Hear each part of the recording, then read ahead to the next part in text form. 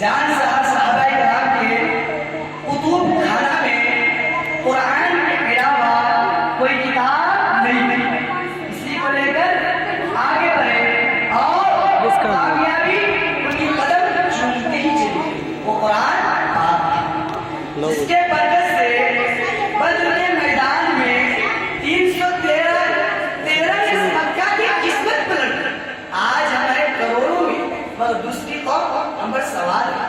جان ہماری محفوظ نہیں، مال ہمارا محفوظ نہیں، عزت و آبرو سے ہماری کھلواڑ ہے، ہماری مساجد محفوظ نہیں، ہماری مدارس محفوظ نہیں، ظلم و ستم کی چکی ہمارے میں گھوم رہی ہے۔ مسلمانوں ایک دور وہ تھا کہ مسلمانوں کا مقابلہ ہمارے بھی بڑی سے ہوتا تھا، اس دشمن اور خدا اور دشمن رسول کے پاس کوئی طاقت اور قوت نہیں تھی، اسی کو لے کر وہ آگے بڑھے اور کامیابی ان کے قدم چومتے ہی چلے، وہ قرآن پاک تھا۔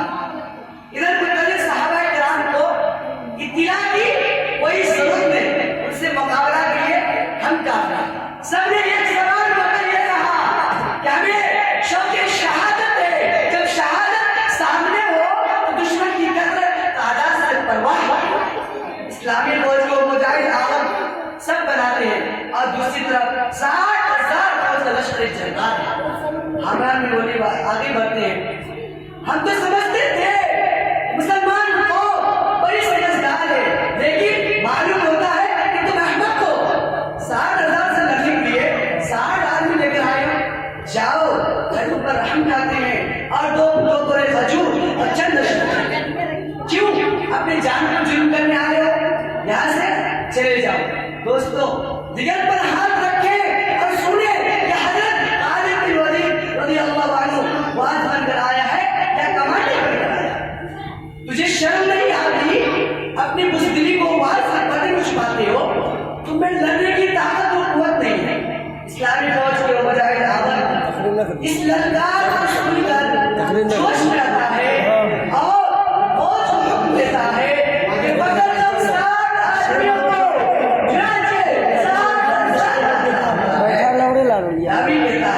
جیو ہم بیٹھا رہے ہیں کہ حضرت صلی اللہ علیہ وسلم وہ باہر سے بھائی گھستے ہوئے نظر آتے نہیں، پھر پتہ نہیں یہ ان کا ہاتھ بیٹھا بیان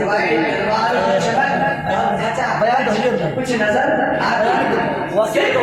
3 گھنٹے میں جنگ کا فیصلہ ہو سکتا ہے، تاریخ شاہد ہے، زمین آسمان گواہ ہے کہ 60,000 کا مطلب محترم حضرات، میں پوچھنا چاہتا ہوں جو بھول سے چیز کی اس نے صحابہ کرام نے یہ طاقت کو قوت کیا تھا، دوستوں قرآن پاک جس نے ایک کو 1,000 بھاری کیا، اس نے سچ کہا۔ وعدہ طلبہ مومن کے لیے قرآن میں، وعدہ طلبہ مومن کے لیے قرآن میں فضل و غالب نہیں تو کچھ کثر ہے ایمان میں۔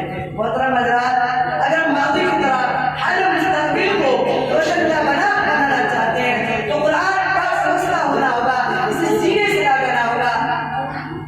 دعا کیجیے، وقت بہت ہی کم ہے، لمبی چوڑی بات ہو جائے گی تو پھر اچھی بات نہیں، کیونکہ دوسرے کو بھی موقع دیا جائے۔